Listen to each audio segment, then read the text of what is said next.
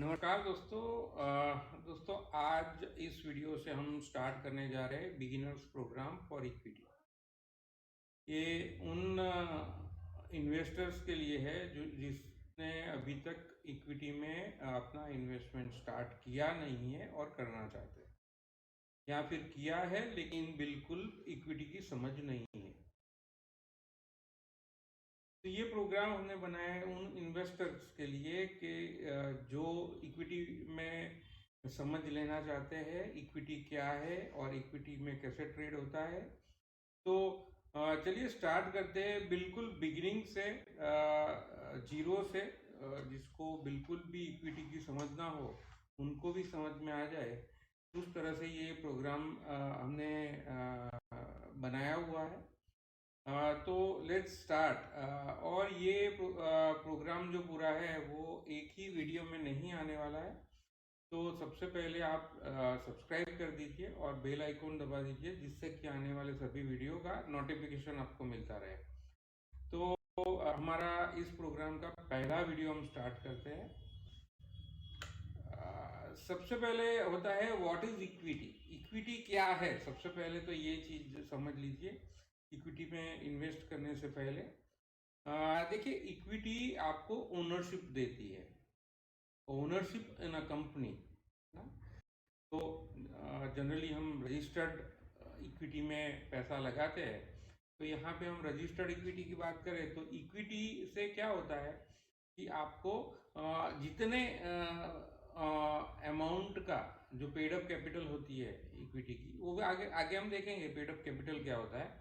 लेकिन जो कंपनी का शेयर कैपिटल होता है उसमें से जितने का आप शेयर खरीदते हो उतने की ओनरशिप आप उतने के ओनर बन जाते हो।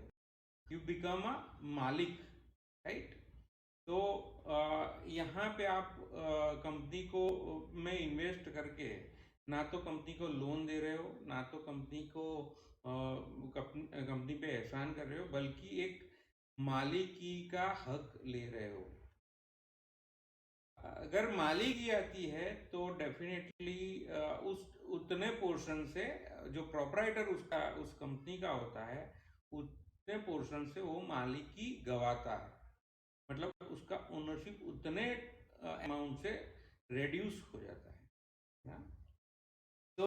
तो और ये जो मालिकी है, जो ओनरशिप आपने बिल्डअप की है बाय परचेजिंग दिस इक्विटी, वो आप ट्रेड कर सकते हो। मतलब आप ओनरशिप थोड़ी बहुत कम करनी हो तो थोड़ी बहुत कम कर सकते हो, पूरी कम करनी है तो कम कर सकते हो। तो ये ओनरशिप ट्रांसफरेबल होता है। कैसे ट्रांसफरेबल होता है वो हम आगे देखेंगे। तो आप ये समझ लीजिए कि इसका जो कैरेक्टर है इक्विटी का, ये यहाँ पे है कि आपका ओनरशिप है, आप इस ओनरशिप को ट्रांसफर भी कर सकते हो। इस ओनरशिप लेने से और जितने अमाउंट का ओनरशिप आप लोगे उतना अमाउंट का आपका कंपनी में हक है। ठीक है, चलिए देखिए, अगर हम ओनरशिप की बात करें तो ओनरशिप में क्या होता है कि अगर हमारा बिजनेस होगा तो क्या होगा, इफ हमारा कंपनी अच्छा करेगा तो डेफिनेटली हमें फायदा होगा। सिंपल यहाँ पर भी वही है, if company does well then its share price should rise. तो यहाँ पे ओनरशिप लेने से अगर कंपनी अच्छा परफॉर्म करती है, अच्छा बिजनेस करती है, अच्छा इनकम जनरेट करती है, तो आपका शेयर प्राइस हाई होगा और आपने जिस प्राइस से लिया है उससे ज़्यादा अच्छा प्राइस मिल सकता है। तो एक तरह से आपका कैपिटल एप्रिसिएशन होगा, है ना। तो सेम वे अगर company is not doing well, company घाटे में गई या फिर कंपनी का प्रॉफिट कम हुआ, तो शेयर प्राइस डाउन नीचे भी आ सकता है। तो ओनरशिप में यही होता है कि आप लॉस भी कर सकते हो, आप प्रॉफिट भी कमा सकते हो। ओनरशिप में अनलिमिटेड प्रॉफिट होता है, अनलिमिटेड लॉस होता है। अनलिमिटेड इन द सेंस आपने जो कैपिटल है उतना रिस्क रहेगा। तो इस मूवमेंट अच्छा कंपनी ने किया तो आपका शेयर प्राइस ऊपर जाएगा, बुरा किया, गलत किया, खराब परफॉर्मेंस किया तो आपका शेयर प्राइस डाउन आएगा। तो इस मूवमेंट से आप पैसा कमा सकते हो। और शेयर ट्रेडिंग ऐसी चीज है जिसमें कंपनी बुरा करती है तो भी आप कमा सकते हो by selling this particular stock, है ना। आगे देखते हैं कि वो अगर लॉस करती है कंपनी या अच्छा परफॉर्म नहीं करती तो कैसे हम कमा सकते हैं, उसका भी तरीका है। यहाँ की तरह समझ लीजिए कि ओनरशिप है तो एक बेसिक कैरेक्टर है कि आपका बिजनेस अच्छा करेगा तो आपका शेयर प्राइस हाई जाएगा, आपका बिजनेस खराब करेगा आपका शेयर प्राइस फंडामेंटल डाउन आएगा और शेयर प्राइस डाउन आ सकता है। ठीक है। नाउ कंपनी क्यों, सबसे पहली बात तो ये कि कंपनी इक्विटी से पैसा क्यों रेस करती है। तो कंपनी को अगर ज़रूरत है पैसा तभी रेस करेगी डेफिनेटली। तो कंपनी को कब ज़रूरत पड़ती है, तो स्टार्ट अ न्यू बिजनेस, है ना। कंपनी, देखिए सबसे पहली बात तो ये है कि कंपनी रजिस्टर्ड तभी होती है जब अगर रजिस्टर्ड इक्विटी की बात करें तो रजिस्टर्ड तभी होती है जब उसका पास्ट कुछ परफॉर्मेंस हो, 5 साल, 3 साल, 5 साल का, उसके रूल्स रेगुलेशन है। लेकिन काफ़ी कंपनी ऐसी होती है जो प्राइवेट इक्विटी जनरेट करती है जो रजिस्टर्ड नहीं होती, उनकी भी यहाँ पे बात की गई है। तो स्टार्ट अ बिजनेस, नया बिजनेस स्टार्ट करना है तो कंपनी यहाँ पे पैसा इकट्ठा करेगी, हर एक इन्वेस्टर से 10-10 रुपये का बंडोल इन्वेस्टमेंट इकट्ठा करेगी और उस तरह से अपना एसेट्स क्रिएट करेगी, अपना वेल्थ क्रिएट करेगी कंपनी, और उससे एसेट परचेज करेगी, जैसे मशीनरी खरीदनी है या फिर रॉ मटेरियल खरीदना है या एम्प्लॉय को रखना है, तो वो सब के लिए इक्विटी मार्केट में आती है। जो जिसका बिजनेस कंटिन्यू है, और जैसे कोई कंपनी है जो कि इंडिया में काम कर रही है, उसको काम करना है अमेरिका, यूरोप या कोई बाहर का मार्केट में काम करना है तो पैसे की ज़रूरत पड़ेगी। तो नया बिजनेस एक्सपांशन के लिए कंपनी पैसा इकट्ठा करने के लिए इक्विटी में आती है, इक्विटी से पैसा रेज करती है। अच्छा, कोई कंपनी जो एक पर्टिकुलर प्रोडक्ट में है और दूसरे प्रोडक्ट में आना है तो प्रोडक्ट उसके लिए भी, कहने का मतलब ये है कि जब बिजनेस एक्सपांसन हो या ऐसी कोई भी ज़रूरत जिसमें बड़े पैमाने पे पैसे की ज़रूरत हो, तब कंपनी इक्विटी से पैसा रेज करती है।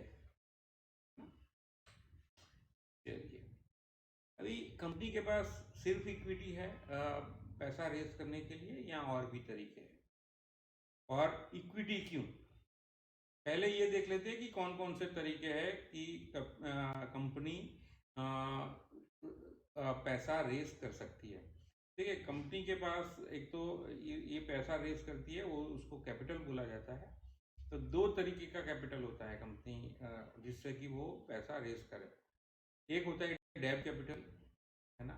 डेब्ट में क्या होता है कि लोन ले ले या फिर NCD, non convertible debentures market में उतार दें, या कन्वर्टिबल डिबेंचर्स भी उतार सकती है, या फिर एफडी के द्वारा, बड़ी बड़ी बैंक्स होती है वो एफडी के द्वारा भी अपना कैपिटल रेस करती है। अभी यहाँ पे डेब्ट कैपिटल रेस करने में दिक्कत ये है कि उसमें कंपनी का खर्चा फिक्स हो जाता है।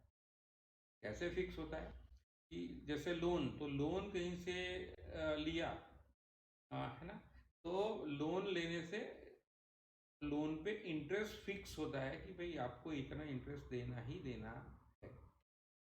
और एनसीडीज में भी कूपन रेट होते हैं, वैसे ही अगर एफडी होती है तो एफडी में भी फिक्स जो भी इंटरेस्ट रेट है वो फिक्स इन्वेस्टर को देना ही देना है।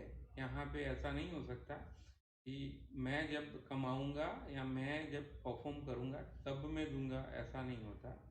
जिस दिन से आपने पैसा मार्केट से लिया डेब्ट कैपिटल, तब से आपका इंटरेस्ट डिविडेंड या जो भी पे करना है वो आप इंटरेस्ट जो भी आपको पे करना है, कूपन रेट जो भी आपको पे करना है वो करना ही है। तो यहाँ पे फिक्स एक्सपेंस क्रिएट कर रहे हैं, आप पैसा ले रहे हो तो साथ में फिक्स एक्सपेंस भी क्रिएट कर रहे हो। अच्छा, इक्विटी, दूसरा तरीका इक्विटी होता है। तो इक्विटी में ये है, देखिए डेब्ट में आपकी ओनरशिप नहीं जाती, डेब्ट मार्केट से पैसा उठाने से आपकी ओनरशिप जो है वहीं बनी रहेगी। इक्विटी से पैसा लेने से आपकी ओनरशिप उस हिसाब से जितने आप इक्विटी शेयर्स मार्केट में इश्यू करेंगे उस हिसाब से ओनरशिप आप डिलीवर कर रहे हैं। लेकिन उसके सामने क्या होता है, पर्सन वो जो कि इक्विटी में इन्वेस्ट कर रहा है वो ओनर बन जाता है, आपकी कंपनी में भागीदार हो जाता है, लेकिन उसके साथ ही उसकी भी वही जिम्मेदारी होती है जो एक मालिक, एक प्रोपराइटर की होती है। तो कंपनी अच्छा करेगी तो कंपनी डिविडेंड देगी और वो इन्वेस्टर होगा, उसका इनकम होगा। अगर कंपनी अच्छा नहीं परफॉर्म करेगी या फ्यूचर में लॉस करेगी तो कंपनी डिविडेंड नहीं देगी, और ऐसा भी हो सकता है कि उसका प्राइस डिक्लाइन कर ले, है ना। तो ये ये होता है कि कोई फिक्स एक्सपेंस यहाँ पे क्रिएट नहीं होता, ओनरशिप का में हिस्सा जाता है लेकिन फिक्स एक्सपेंस यहाँ पे जनरेट नहीं होता। ठीक है, चलिए इक्विटी में कौन कौन से तरीके हैं जिससे कि आप पैसा इकट्ठा कर सकते हैं। तो एक होता है राइट इश्यू।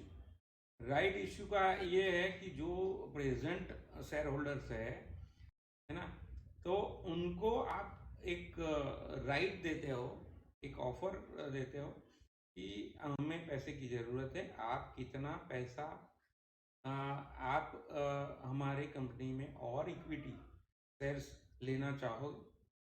तो राइट इश्यू में ये होता है, जो एग्जिस्टिंग शेयर होल्डर्स होते हैं उनके पास ये राइट होता है कि whether they exercise this particular, मतलब वो आपको पैसा दे या फिर ये प्रपोजल को खारिज कर दे, रिजेक्ट कर दे, उनको नहीं पैसा देना है ना। और नॉर्मली क्या होता है कि जो ऑफर प्राइस होता है राइट इश्यू में वो प्रेजेंट मार्केट वैल्यू से कम रहता है, तभी इन्वेस्टर राइट इश्यू में पैसा लगाएंगे, अदरवाइज मार्केट से क्यों ना उठा ले, है ना। तो ये होता है। तो बड़ा सिंपल है, एक राइट इश्यू जो कि प्रेजेंट शेयर होल्डर्स है उनको ही ऑफर किया जाता है, और दूसरा होता है न्यू इश्यू, मतलब नए इन्वेस्टर को आप ऑफर दे रहे हो, मार्केट में जा रहे हो और नए इन्वेस्टर को बता रहे हो कि हम ये इश्यू लेके आए, हमारी कंपनी ये परफॉर्म कर रही, लास्ट 3 साल 4 साल का जो परफॉर्मेंस आप दिखाओगे, और हमारी कंपनी जिसको बोलते हैं ना कि फ्यूचर में ये बिजनेस करने जा रही है and very bright future prospect, और उस हिसाब से नए इन्वेस्टर, इस केस में आपकी जो शेयर कैपिटल होगी वो उसमें नए इन्वेस्टर जुड़ेंगे, नए इन्वेस्टर आएंगे, और इस अगर आपका पहला ये पब्लिक इशू है उसको बोलते हैं एफपीओ, फर्स्ट पब्लिक ऑफर, है ना। तो बड़ा सिंपल है, यहाँ पे राइट इशू में ये होता है कि प्रेजेंट जो शेयर होल्डर्स होते हैं उनको ही ऑफर किया जाता है, और यहाँ पे ये होता है न्यू इश्यू में, एनएफओ में, सॉरी एफपीओ में, कि नए इन्वेस्टर्स को आप प्रपोज कर रहे हो कि भाई हमारे कंपनी में पैसा लगाइए, we are doing quite well and we suppose to do well. तो हमारी कंपनी में ओनरशिप आप लीजिए, है ना, आप एक तरह का ओनरशिप ऑफर कर रहे हैं। अभी कंपनी को क्या एडवांटेज है इक्विटी से पैसा रेज करने में, जो कि मैंने आपको पहले भी बताया। तो पहली बात तो ये है कि ह्यूज कैपिटल जब चाहिए, जैसे कि हमारी इंडियन कंपनी है और उसको कोई प्लांट खरीदना है अमेरिका में, और कोई मार्केटिंग कंपनी खरीदनी है अमेरिका की, समझ लीजिए फॉर एग्जांपल हमारी यहाँ की फार्मा कंपनी है और उसको मार्केटिंग कंपनी खरीदनी है अमेरिका में, जो कि बहुत अच्छा, America is 60% to 70% owning this particular pharma sector business across the world. तो मार्केटिंग कंपनी खरीदनी है तो बड़ा पैसा लगेगा, तो वहाँ पे क्या होगा, नया इश्यू हम लाएंगे और नया इश्यू से नई कैपिटल से वो पर्टिकुलर जो हमारी रिक्वायरमेंट है वो फुलफिल करेंगे। तो कोई नो फिक्स लायबिलिटी, मतलब कोई एक्सपेंस की लायबिलिटी हम क्रिएट नहीं कर रहे बाई ऑफरिंग इक्विटी। डेब्ट इंक्रीज फिक्स, मैंने पहले जो बताया कि उसमें फिक्स एक्सपेंस क्रिएट होता है जो कि इक्विटी में नहीं होता है। दोस्तों अब अगर यहाँ तक समझ में आ गया है तो हम आज ये पहला वीडियो यहाँ पे ही समाप्त करते हैं। आगे हम देखेंगे कि शेयर मार्केट कैसे ग्रो करता है और मार्केट में स्टॉक कैसे परफॉर्म करता है। ठीक है, थैंक यू वेरी मच, और सब्सक्राइब जरूर कीजिए ये पर्टिकुलर हमारा चैनल। काफ़ी बढ़िया नॉलेजेबल वीडियो लाने का हम प्रयत्न करते हैं।